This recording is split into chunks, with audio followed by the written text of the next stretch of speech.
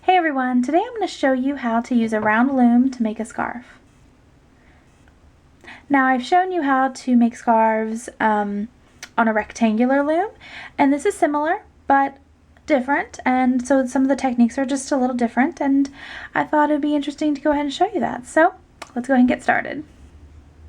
To make a scarf on one of these looms, obviously you're going to need the loom.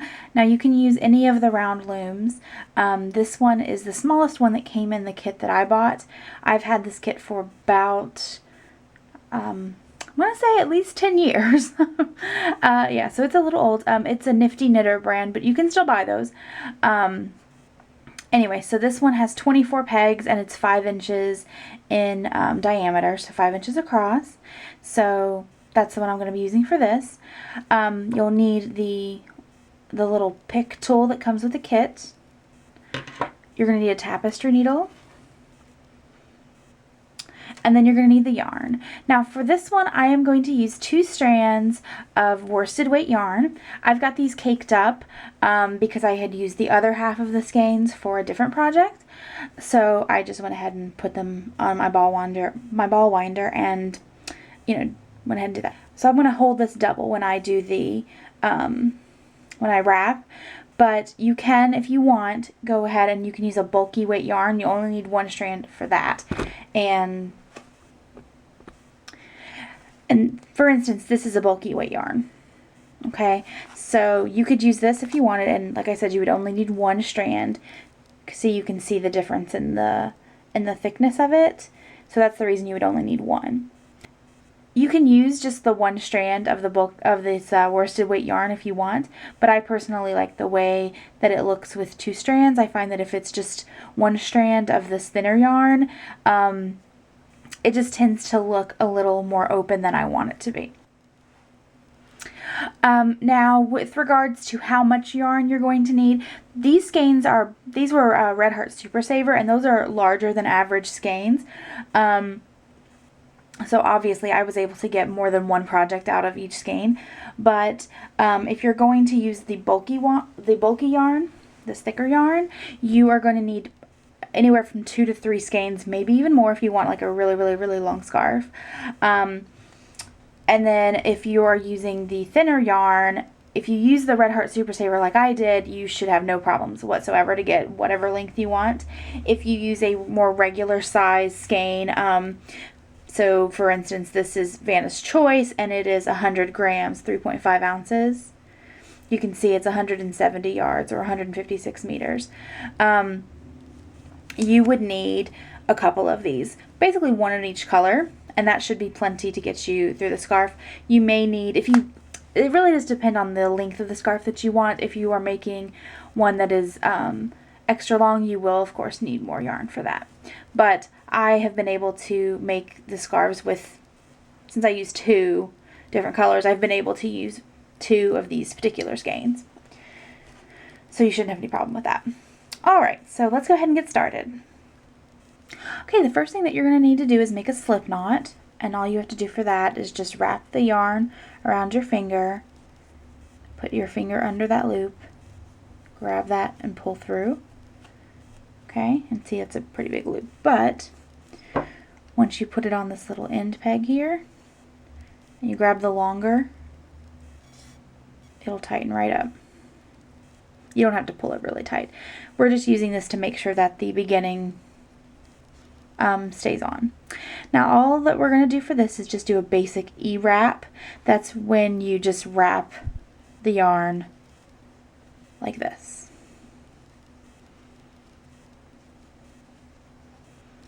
Okay.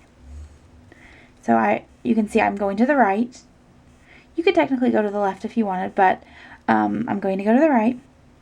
And so all you do is you go like behind the peg, in between it, and around to the left. So you're going clockwise.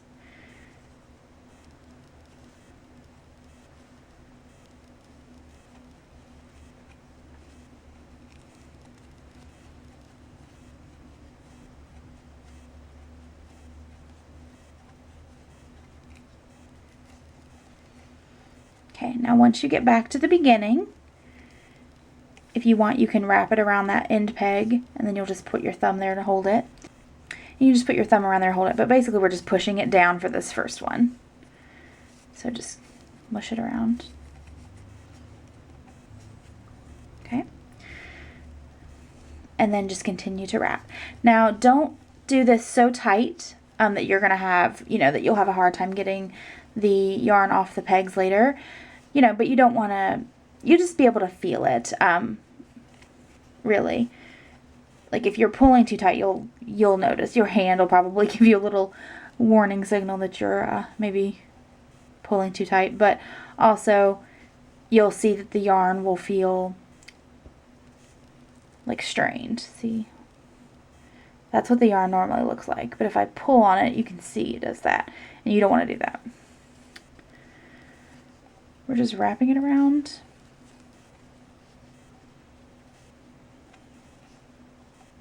Okay. Now place your thumb there, and you'll need your pick tool, and then you're just going to put the pick under the yarn. If you're using 2 strands like I am, put it under both strands on the bottom. And then you will just pull up and over this first peg. Okay.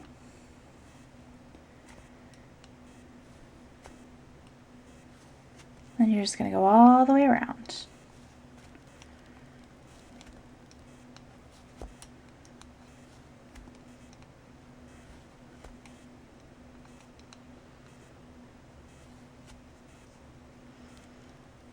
I wonder why that's not focusing. I think maybe it's because I have the yarn there. Let's move this over here. See if that helps. There we go.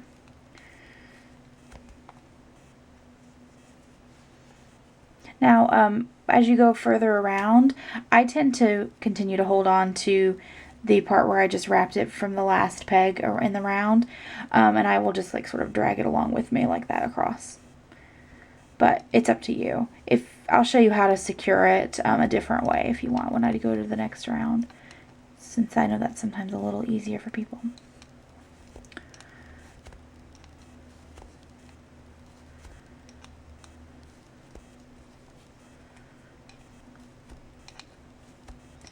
All right.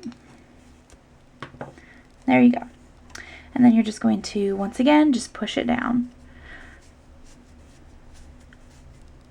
Once you have a few more rounds, that even becomes a little easier too. Alright, so now we're just going to continue to do the same thing. So basically this is almost the entirety of what you do to make a scarf on this round loom. There are other stitches and things that you can do if that's what if that's what you want to do, but I'm doing the most basic kind, and I think this works. It basically makes a tube, and it keeps someone nice and warm. Now, if you don't want to have to fiddle with that strand, you can go ahead and do this one first. And then just continue along, moving the bottom over. And then that's all you're going to do. You're just going to continue to do that. Work in this formation until you've reached the length that you want. For an adult scarf, we're talking about 6 feet. So I'm going to go ahead and continue to work, and I'll come back when I'm ready to bind off and show you what it looks like then, okay?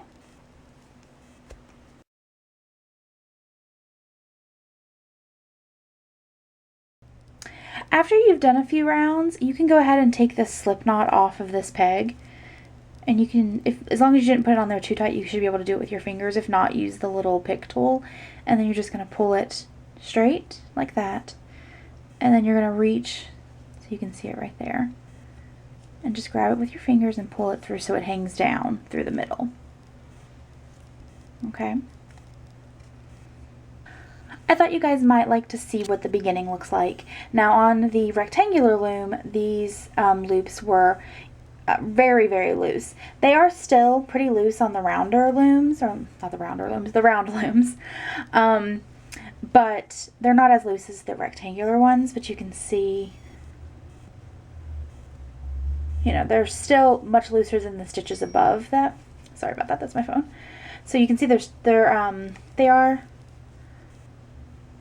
looser than that. But depending on how you finish it, you may not be able to see it. I'll talk about that once I get to the point where I'm done with it, and I'll show you what the different things that you can do. But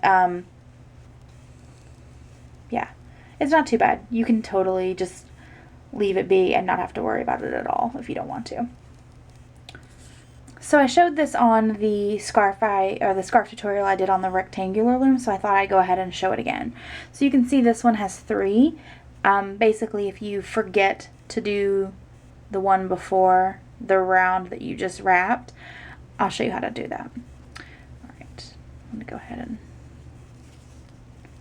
just hold on to that. So you'll just get up to where you are, okay?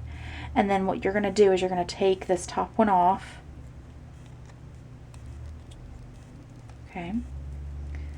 And you're gonna hold it with your fingers. Now, if it untwists, like see how it's twisted, but when I popped it off, it untwisted, just remember it's twisted like this, okay? And just, it's fine if this one becomes loose, because we'll probably go ahead and rewrap it anyway. But then you're just gonna hold that in with your fingers, and then just go ahead and bring that one over, and then you're gonna put this back on there, and you can see it's loose, but if I just pull there, it tightened right back up.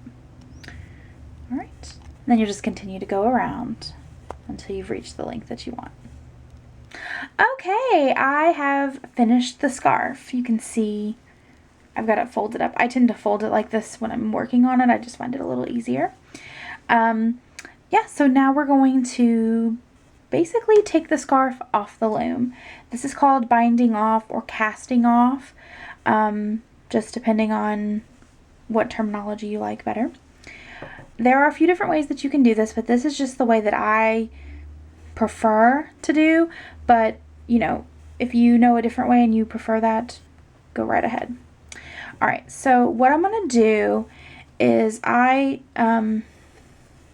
we're basically going to work. All right, so you can see that's where the yarn is at. This is the last peg that I wrapped and, you know, took the yarn over, and this would have been the first in the next round, and that's the little starter peg. So what I do is I actually take this yarn and I bring it down in between the 2 pegs, and then sometimes I'll just do it left-handed, but you're just going to work the first 2. Now if you find this uncomfortable, like if you don't like to hold it like this, feel free to just do the regular wrap, the E-wrap. I just like the way this looks just a little better, but whatever you want to do is fine. Don't pull too tight though. You do need to have a little bit of give. Alright, so you're going to go ahead and just not do that. You're going to go ahead and yarn over there. And then we're going to go ahead and do this on for the second one here.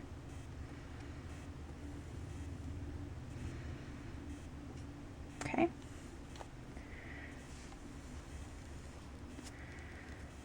And then you're going to take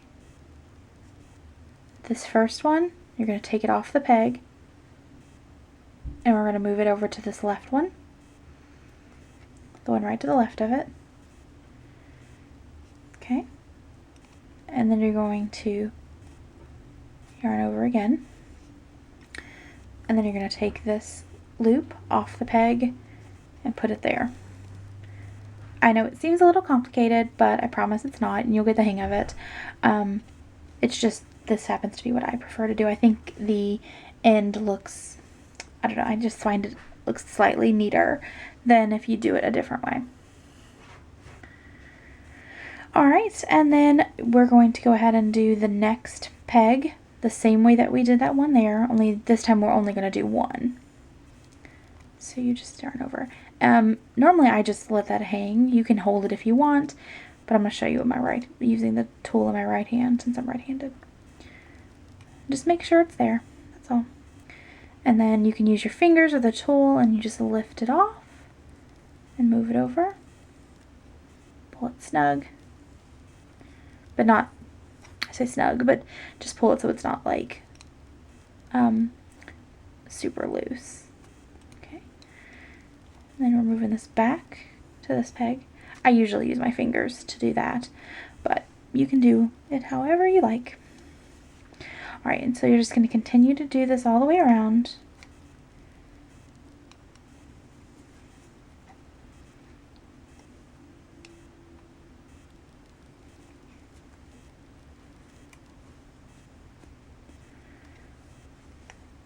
And let's see, can I show you this so far?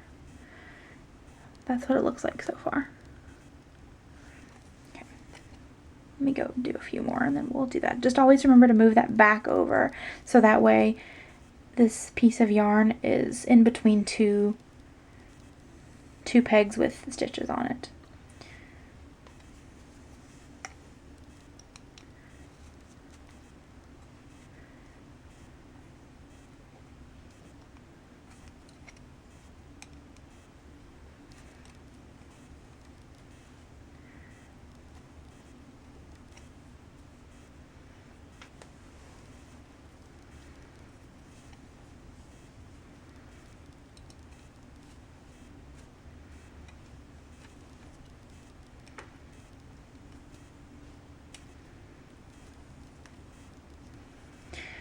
Like I said, there are other ways that you can do it.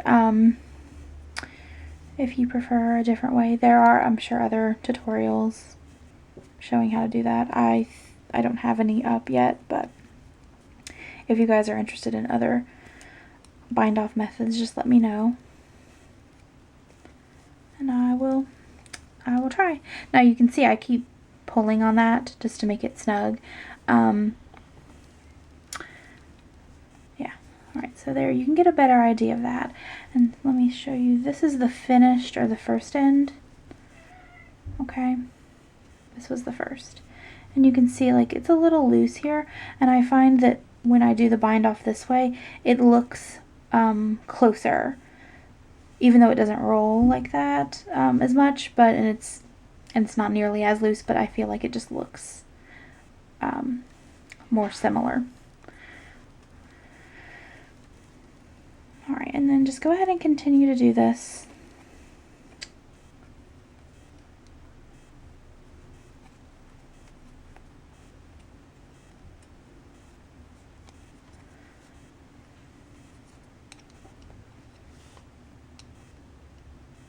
And remember, don't grab both of those.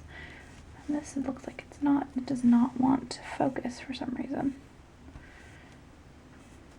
Now see if that happens, where everything popped off, just take that back on, okay, and just move it right back in front and start over again. If it's easier, you can take the yarn and wrap it sort of around, and you're basically holding it there, but you have to be careful because you don't want to pull too tight, because you do need a little bit of room to be able to pull the stitches off and move them. See, if I pull too tight, I can't do that. So.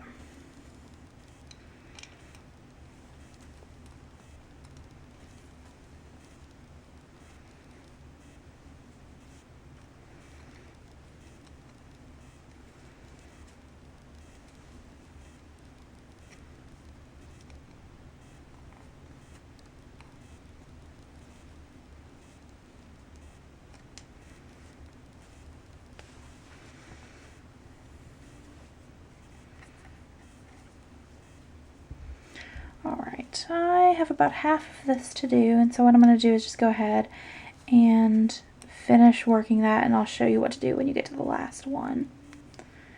Okay, I'll be right back. Okay, so we're right to the end here.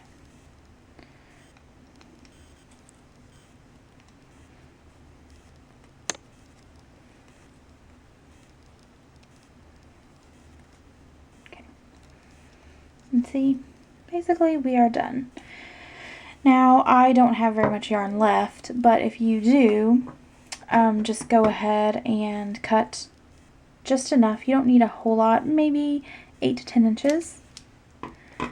And you're going to go ahead and thread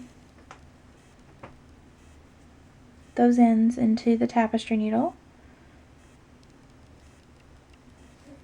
Okay. And then what you're going to do, so you can see if I pull that, it brings it in, right?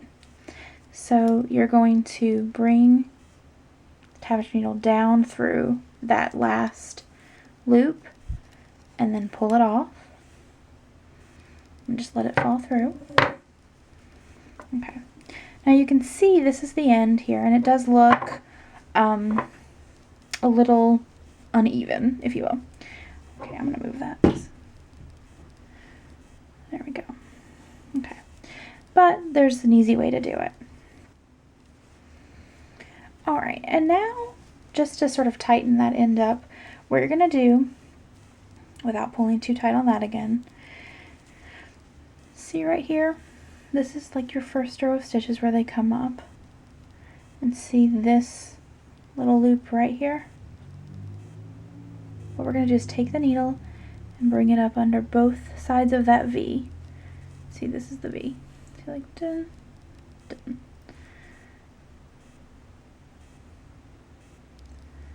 You're going to put your needle through both of that. You're going to pull tight, not too tight. And then you're going to take your needle and put it back basically where this string came from in that loop. So just right there in the middle. Okay. And you may need to pull on it just a little bit so it's not too tight, but there you go.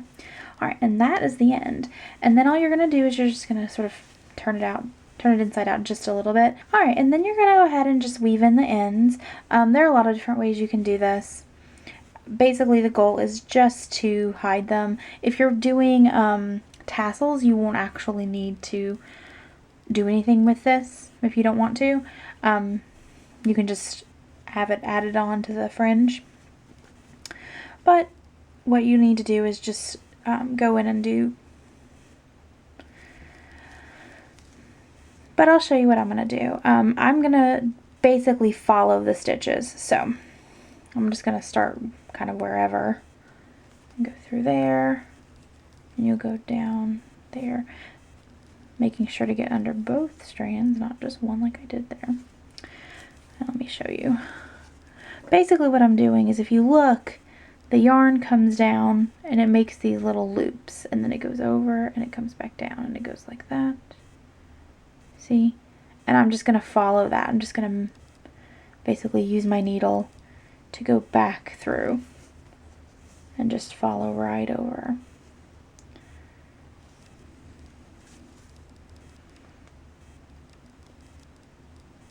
And all you really have to do is just make sure that you get under both strands when you're using double strands like I am. And that's pretty much it. And I'm going to do the same thing for the end, and there you go.